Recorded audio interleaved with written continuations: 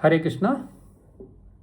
तो आज हम लोग चर्चा करेंगे कि आज जो है पहले की तुलना में लोगों के पास धन बढ़ा है, लोगों के पास सुविधाएं भी बढ़ी हैं, लोगों के पास जानकारियां भी बढ़ी हैं, साधन भी बढ़े हैं और आप देखेंगे ज्ञान भी बढ़ा है।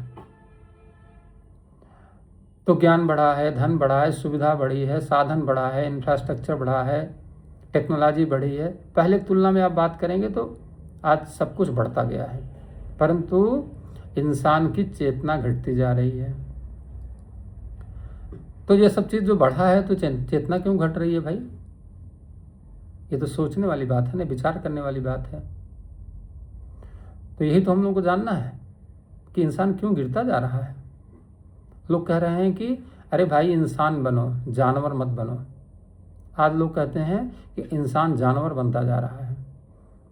जानवर को कोई नहीं कहता कोई इंसान बन रहा, बल्कि इंसान को लोग कह रहे हैं कोई जानवर बन रहा है। तो जो कोई व्यक्ति इंसान है तो वो जानवर क्यों बन रहा है, जबकि ये सारी चीज़ें बढ़ती जा रही हैं। तो विचारणी बात है, इस चीज़ को हम लोग को समझना है। तो भगवत गीता में भगवान श्री कृष्ण ने बताया है कि दो प्रकार के लोग होते हैं, एक दैवी प्रकृति के और एक आसुरी प्रवृत्ति के। जो दैवी प्रकृति के लोग होते हैं उनका भगवान ने गुण बताया है 16वें अध्याय के पहले, दूसरे, तीसरे श्लोक में। और जो आसुरी प्रवृत्ति के लोग होते हैं भगवान ने उनके गुण को 7 से लेकर के और 20 श्लोक तक बताया है। और भगवान ने यह भी कहा है कि जो दैवी प्रकृति के लोग होते हैं वो ये संसार के बंधन से मुक्त हो जाते हैं, और जो आसुरी प्रवृत्ति के लोग होते हैं वे इस संसार में और नरक लोक में बार बार आते जाते रहते हैं। तो जो आसुरी प्रवृत्ति है वो आसुरी प्रवृत्ति के कारण जीव इस संसार में फंसा रहता है। तो आसुरी प्रवृत्ति क्या है वो हम लोगों को जानना है। और हम लोगों का ये जो सुविधाएं, धन, ज्ञान आदि सब बढ़ता जा रहा है, उसके बावजूद भी हम लोगों का पतन होता जा रहा है, वो क्या कारण है? तो भगवान बताते हैं, अगर आप 16वें अध्याय का 11-12 श्लोक पढ़ेंगे तो भगवान बताते हैं इसका कारण कि जो आसुरी प्रवृत्ति के लोग होते हैं उनकी चिंता जो है मृत्यु काल तक बनी रहती है। और क्या है? वे लोग काम, क्रोध और लोभ के परायण रहते हैं। भगवान बता रहे हैं कि चिंताम अपरिमेयाम प्रलयंताम उपाश्रितम काम उपभोग परमाम एता बदति निश्चिता आशापाशतैबद्धा काम क्रोध परायण यन्ते काम भोगार्थम अन्यायन अर्थ संग्रहम। ये भगवान ने 16वें अध्याय के 11 और 12 श्लोक में ये आसुरी स्वभाव के लोगों का लक्षण बताया है कि पहला चीज क्या है? चिंताम अपरिमेयाम। चिंता माने फियर एंड एंजाइटी, चिंता, भय। कितनी चिंता उनके पास रहती है? अपरिमेयम, अनमेजरेबल, मतलब उसको मेजर नहीं कर सकते। अपरिमेय मतलब अनंत चिंता रहती है। और कब तक रहती है चिंता? वो प्रलयंताम उपाश्रितम, प्रलय मतलब मृत्यु काल तक। जब तक उनका मृत्यु नहीं हो जाती तब तक उनको चिंता बनी रहती है। और काहे की चिंता रहती है? कि भविष्य में क्या होगा, भविष्य काल की चिंता वो करते रहते हैं। अब आप सोचिए, भविष्य काल तो उन्होंने देखा नहीं कि भविष्य काल में क्या होगा, और चिंता आज ही से कर रहे हैं। सोचते हैं कि जब मेरा बुढ़ापा आएगा तो मुझे कोई रोग होगा तो मेरा ट्रीटमेंट किस हॉस्पिटल में होगा, उसके लिए मैं आज से धन इकट्ठा करूं। और नहीं तो मेरे को अगर कैंसर हो गया या कोई ऐसी क्रॉनिक डिजीज हो गई तो मेरा इलाज कौन कराएगा। अब ये चिंता देखिए। अब अभी उनका बुढ़ापा आया नहीं, रोग हुआ नहीं, चिंता अभी से कर रहे हैं। जो चीज़ नहीं हुई उसी की चिंता कर रहे हैं। मेरा बेटा यदि लायक नहीं निकला तो वो कैसे अपना जीवन जिएगा। अरे बेटे का भविष्य आप जानते हो क्या कि वो बेटा आपका कौन सा प्रारब्ध लेकर के आया है? तो उनको चिंता किस बात की है? भविष्य की चिंता है। तो चिंताम अपरिमेयाम प्रलयंताम उपाश्रितम। प्रलयंताम मतलब मृत्यु काल तक वो उसी के आश्रित रहते हैं। और भगवान कहते हैं काम उपभोग परमाम एता बदति निश्चिता। काम उपभोग मतलब लस्ट मतलब इच्छा है। ये जो भोग करने की इच्छा जो है ना, ये कैसी रहती है? इसी के आश्रित रहते हैं। और काम उपभोग का उपभोगाम परम, काम को भोग करने की इच्छा रहती है। और भगवान कहते हैं आशा पास सतई बद्धा, मतलब तमाम प्रकार की उम्मीदों के दौर में फंसे रहते हैं, बंधे रहते हैं। आशा पास सतई वृद्धा काम क्रोध परायण, और काम और क्रोध के परायण रहते हैं वे लोग, काम और क्रोध के। और लास्ट भगवान कहते हैं इहंते काम भोगार्थम, और उस काम को भोग करने के लिए अन्यायन अर्थ संग्रहम, अन्याय पूर्वक अर्थ का संग्रह करते हैं। ये आसुरी स्वभाव के लोग होते हैं। तो उनकी चिंता का कारण क्या है? पहली बात भविष्य की चिंता, जो चीज़ हुई, जो चीज़ आई नहीं उसी की चिंता करते रहेंगे। तो एक तो ये कारण हो गया उनकी चेतना का पतन होने का। और दूसरा कारण क्या है? वो तुलना करते रहते हैं। किस चीज़ तुलना करेंगे? दूसरों से तुलना करते हैं। क्या करते हैं कि दूसरा हमसे ज़्यादा ज्ञानवान है, हमसे ज़्यादा बलवान है, हमसे ज़्यादा धनवान है, हमसे ज़्यादा सौंदर्यवान है, तो उसके पास हमसे ज़्यादा क्यों है? तो ऐसी तुलना करके अपनी शांति खो देते हैं। जब तुलना व्यक्ति करता रहता है तो ईर्ष्या हो जाती है, ईर्ष्या करने से शांति चली जाती है। तो ये नेगेटिव पॉइंट हो गया।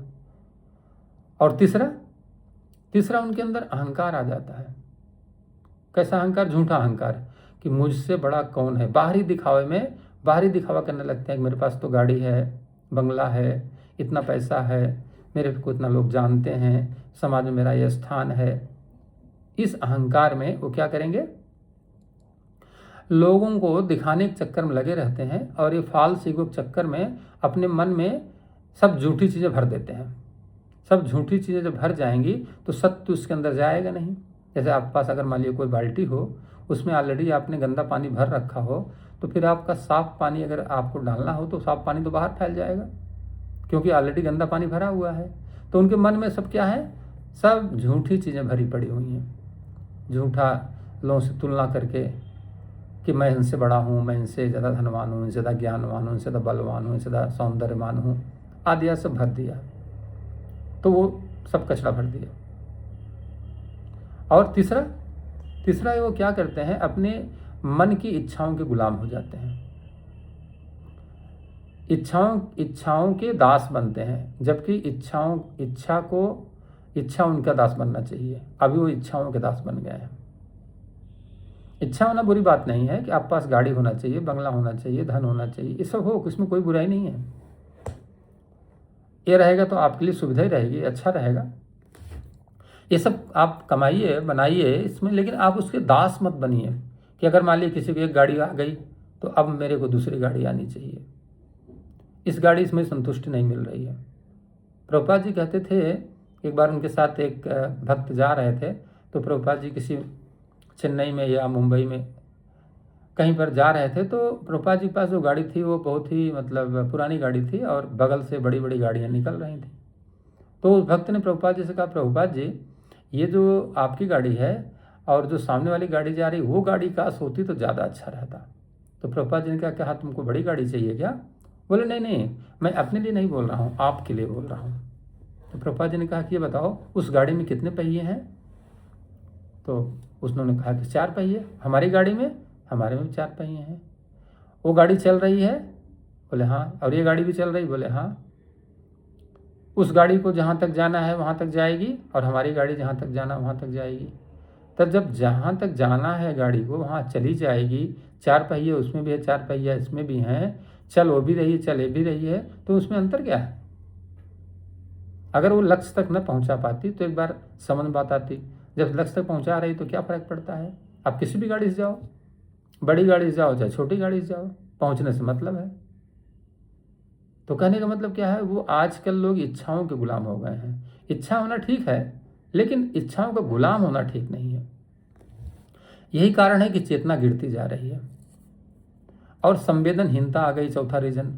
संवेदनहीनता का मतलब जब कोई व्यक्ति किसी के दुख को देखता है तो दुखी नहीं होता है, वो उसको क्या करता है, उसमें मनोरंजन करता है। जैसे आजकल क्या होता है ना कि किसी के यहाँ कोई दुख आया और कोई उसका वीडियो वायरल हुआ तो हर आदमी उसको देख करके क्या करता है, मनोरंजन करता है, उसको अच्छा लगता है।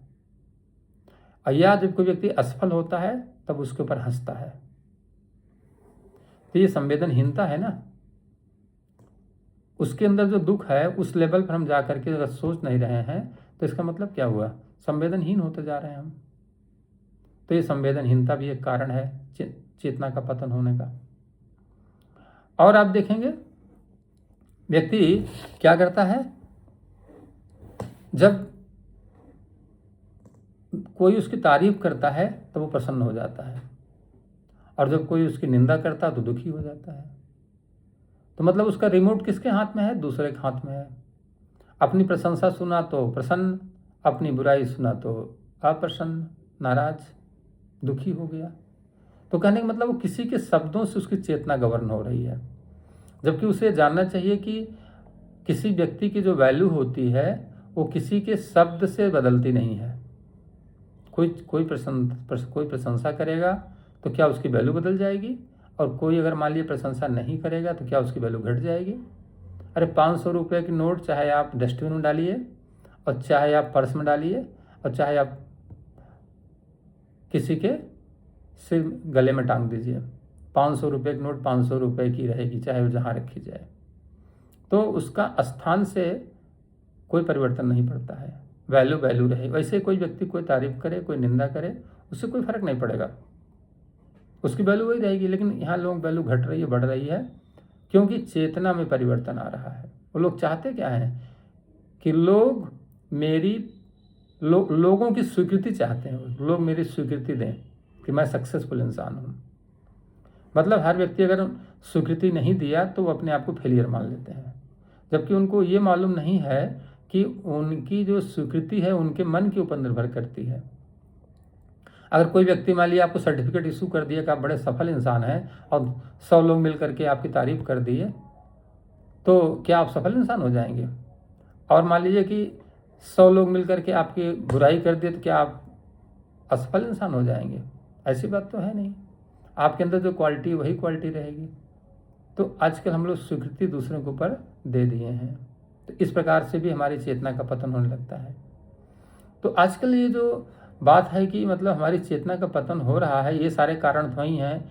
तुलना है, अहंकार है, इच्छाएं हैं, संवेदनहीनता है, भविष्य की चिंता है, लोगों की स्वीकृति है, लोगों के कंट्रोल के ऊपर हमारा कंट्रोल है। ये सब तो कारण है ही हैं, ये सब तो कारण है ही हैं। लेकिन ये बताते हैं कि ये सब कारण बाहरी कारण है, ये सब बाहरी कारण है, क्योंकि इन सब सारी बाहरी चीज़ों पर हम डिपेंडेंट हो रहे हैं। हमारी चेतना बाहरी चीज़ों पर निर्भर नहीं करती है, हमारी चेतना आंतरिक चीज़ों पर निर्भर करती है। हमारी चेतना का जो रूप है, चेतना हमारी कहाँ से उत्पन्न हो रही है? बताते हैं कि चेतना जो है आत्मा का स्वभाव है। जैसे हमारे बल्ब से रोशनी आती है तो पूरे घर में प्रकाश हो जाता है। पूरा घर में बल्ब नहीं भरा जाता है, एक बल्ब रहता पूरे घर में प्रकाश कर देता है। वैसे ही हमारी आत्मा जो हमारे शरीर के अंदर एक जगह पर रहती है वो हमारे पूरे शरीर में प्रकाश कर देती है। भगवान कहते हैं यथा प्रकाशयति एकम कृष्णम लोकम इमं रवि क्षेत्र क्षेत्री था कृष्णम प्रकाशयति भारत। भगवान 13 अध्याय के 34वें श्लोक बताते हैं कि यथा प्रकाशयति एकम कृष्णम लोकम इमं रवि। रवि माने सूर्य। सूर्य जो है जिस प्रकार से अकेला होता है और पूरे ब्रह्मांड में प्रकाश कर देता है, ठीक उसी प्रकार से क्षेत्र क्षेत्री तथा कृष्णम, क्षेत्र माने शरीर, क्षेत्री माने आत्मा, क्षेत्र क्षेत्री था कृष्णम प्रकाशयति भारत। वो आत्मा का प्रकाश पूरे शरीर में फैल जाता है। जैसे फूल की सुगंध आप ले लीजिए, फूल एक जगह पर रहता है एक वृक्ष में और सुगंध चारों तरफ फैली रहती है। बल्ब का प्रकाश ले लीजिए। तो ये जो चेतना है ना, वो चेतना हमारी बाहर के ऊपर निर्भर नहीं करती, चेतना हमारी अंदर के ऊपर निर्भर करती है। तो जैसे से हमारी इंटरनल कॉन्शियसनेस, हमारी चेतना बाहरी चीज़ों को न ढूंढ करके अंदर से कनेक्ट होती जाती है, तो ये बाहरी चीज़ों का हमारे ऊपर प्रभाव नहीं पड़ता है, तो व्यक्ति का पतन नहीं होता है। वो दुनिया की निगाह में सफल हो या असफल हो, उसे अपनी निगाह में सफल होना है। पहली बात, अगर मान लीजिए एक व्यक्ति दुनिया की निगाह में सफल हो गया, मान लीजिए कि वो झूठ बोल करके, छल करके, कपट करके, चोरी करके और धन कमा लिया उसने, और उसके पास बड़ी गाड़ियाँ, बड़े बंगले, सब कुछ हो गए, समाज में तो वो बड़ा ही सम्मानित और बड़ा ही धनवान व्यक्ति हो गया, और उसकी तारीफ मान लीजिए लाखों करोड़ों लोग कर रहे हैं, उसके धन और उसके ऐश्वर्य, उसके पोजीशन, पावर को देख करके। लेकिन एक जो कैरेक्टर वाला व्यक्ति है, एक ईमानदार जो व्यक्ति है और एक जो चेतना युक्त व्यक्ति है, उस व्यक्ति को सम्मान नहीं देता है। तो अगर लाखों करोड़ों व्यक्ति अगर एक व्यक्ति को सम्मान दें जो धन छल कपट से कमाया हो, और कुछ ईमानदार लोग, एक दो चार लोग उसको सम्मान न दें, तो क्या वो व्यक्ति सम्मानित व्यक्ति कहलाएगा? जाहिर सी बात है, नहीं कहलाएगा।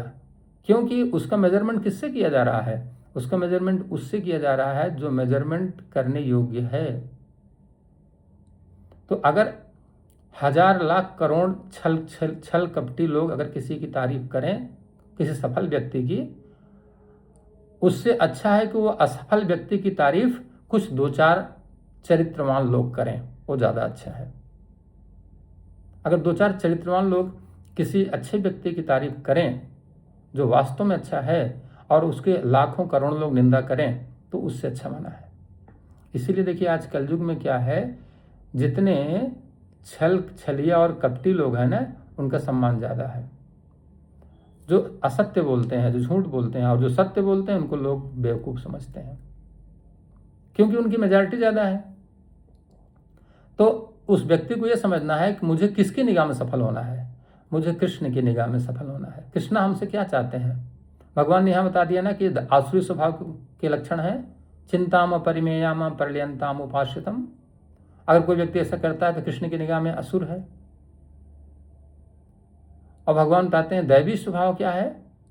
अभयम सत्व संशुद्धि ज्ञान योग व्यवस्थित दानम दमस्य यज्ञस्य स्वाध्याय तपार्जवम।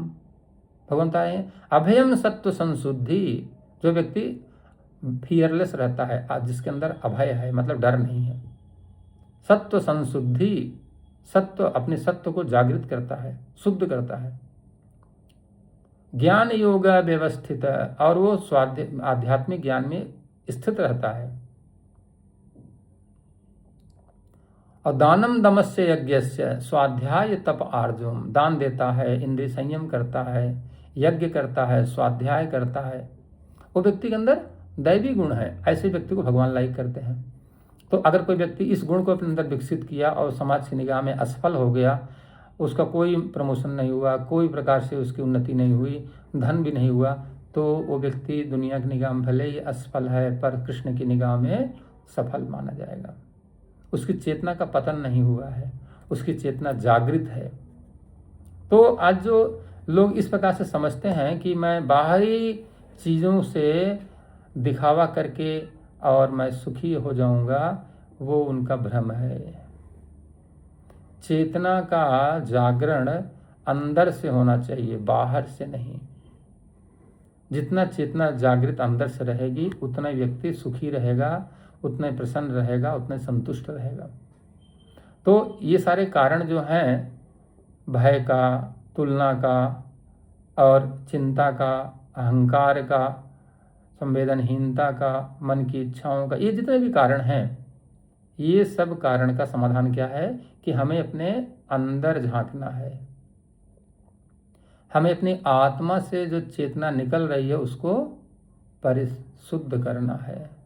मन हमारा जो विचार उत्पन्न कर रहा है उसमें ये समझना है कि मैं मन नहीं हूँ, मैं ऑब्जर्वर हूँ, मैं उसको देख रहा हूँ। तो जब इस प्रकार से आत्मा देखने लगती है उन चीज़ों को, तब उसको बाहरी लोगों की चिंता नहीं रहती है कि लोग उसको क्या कहते हैं। उसको बस एक ही चिंता रहती है, कृष्ण क्या कहेंगे बस। क्योंकि उसको अपने आत्मा का उत्थान करके भगवत धाम जाना है ना, लिबरेट होना है। भगवान कहते हैं ना कि दैवी संपदा विमुक्ताय निबंधाय आसुरी मता माँ सुचय संपदाम पार्थम अभिजातस्य भारत। भगवान कहते हैं दैवी संपदा विमुक्ताय, दैवी संपदा से कि दैवी मतलब डिवाइन क्वालिटी से व्यक्ति मुक्त हो जाता है, और आसुरी संपदा से क्या होता है, निबंधाय आसुरी मता, निबंध मतलब बंधन, फंस जाता है। तो ये जो आसुरी संपदाएं हैं ना, चिंता करना, भय करना, क्रोध करना, लोभ करना, काम, सबसे व्यक्ति फंस जाएगा, निकल नहीं पाएगा। तो यही कारण है कि आज समाज में ज्ञान बढ़ा है, धन बढ़ा है, बल बढ़ा है, सुविधा साधन सब कुछ बढ़ा है, लेकिन व्यक्ति गिरता जा रहा है। क्यों? चेतना घटती जा रही है, चेतना का पतन होता जा रहा है। बाहरी चीज़ों पर वो आश्रित हो गया है, अपनी अंदर की चीज़ को देख ही नहीं रहा है। अगर किसी से पूछा जाए कि आप ये बताइए कि आप अपने आप को बिना मोबाइल के कितने घंटे रहते हैं, आज व्यक्ति बिना मोबाइल के 1 मिनट भी नहीं रह पा रहा है। वो हर क्षण मोबाइल में लगा हुआ है, कभी वो अपने को देखता ही नहीं, अपने आप को कभी बैठ करके वो सेल्फ ये नहीं देख रहा है कि मैं कौन हूँ, मेरे कैसे विचार हैं, मैं क्या कर रहा हूँ, मुझे क्या करना चाहिए। वो कभी चिंतन नहीं कर रहा है। 1 मिनट मोबाइल में इतना बिजी है, बाहरी दुनिया में इतना बिजी है कि वो अंदर ही भूल गया अपने आप को। हमेशा उसका हाथ मोबाइल चलता रहेगा, और क्या देख रहा है उसमें, या तो मैसेज देख रहा है, या मूवी देख रहा है, या फेसबुक देख रहा है, या व्हाट्सएप देख रहा है, इंस्टाग्राम देख रहा है। आप देखिए, उसमें कोई बुराई नहीं, लेकिन देखिए कि आपका उससे कॉन्शियसनेस बढ़ रही है कि नहीं बढ़ रही है। अगर नहीं बढ़ रही तो क्या करना है, उसको हटाना है, क्योंकि वो हमारा दुश्मन है। तो ये जो चीज़ें हैं ना, ये हमारे लिए खतरा पैदा कर रही हैं। तो हमें जब तक अपने इंटरनल ऑब्जर्वेशन हम लोग नहीं करेंगे, जब तक हम अपने मन के विचार को नहीं देखेंगे, अपने भावना को नहीं देखेंगे, अपने अंदर जो अहंकार उत्पन्न रहा उसको नहीं देखेंगे, तब तक पतन होता जाएगा। इसलिए भगवान ने बताया कि ये आसुरी प्रवृत्तियां हैं, पहले इनको हटा दीजिए, नहीं तो कभी भी उन्नति नहीं हो पाएगी। तो जो लोग ऐसा करते हैं वे लोग मुक्त हो जाते हैं। तो भगवान ने लास्ट में बताया, अगर आप 23वें श्लोक को देखेंगे, कि जो लोग हमारे इस ज्ञान का उल्लंघन करते हैं, यह शास्त्र विधि उत्सृज्य वर्तते काम कारतः न सिद्धिम न अवापनोति न सुखम न पराम गतिम। तो जो इसका उल्लंघन करते हैं उन्हें न सिद्धि मिलती है, न उन्हें सुख मिलता है, और न उन्हें परागति मिलती है, कुछ भी नहीं प्राप्त कर सकते, क्योंकि भगवान की आज्ञा का उल्लंघन कर रहे हैं। तो हम लोगों को ये समझ करके कृष्ण की बात का, कृष्ण के उपदेश का हमें अपने जीवन पालन करना चाहिए, ताकि हम लोग भी अपनी चेतना को गिरने से बचाएं, चेतना का उत्थान करेंगे। तो क्या होगा, परम चेतना के साथ जाएंगे। कृष्ण परम चेतना में रहते हैं, हम लोग की आत्म चेतना है। अभी हम अपने आप को शरीर मान लिए हैं, इसीलिए यहाँ फंसे हुए हैं। तो हम न तो शरीर हैं, न मन है, न बुद्धि है, न विचार हैं, न भावना है, न कुछ है। हम लोग क्या है, वी आर द सोल। तो सोल के अंदर वो चेतना है, उस चेतना को सदैव, चेतना तो ऑलरेडी जागृत है ही, केवल उस पर एक लेयरिंग हमने लगा दिया है, कवरिंग कर दिया है इन भौतिक इच्छाओं का। तो वही हटाते जाएंगे, शुद्ध हो जाएगी, भगवत धाम चले जाएंगे। हरे कृष्णा। विश्व गुरु श्री प्रभुपाद की जय।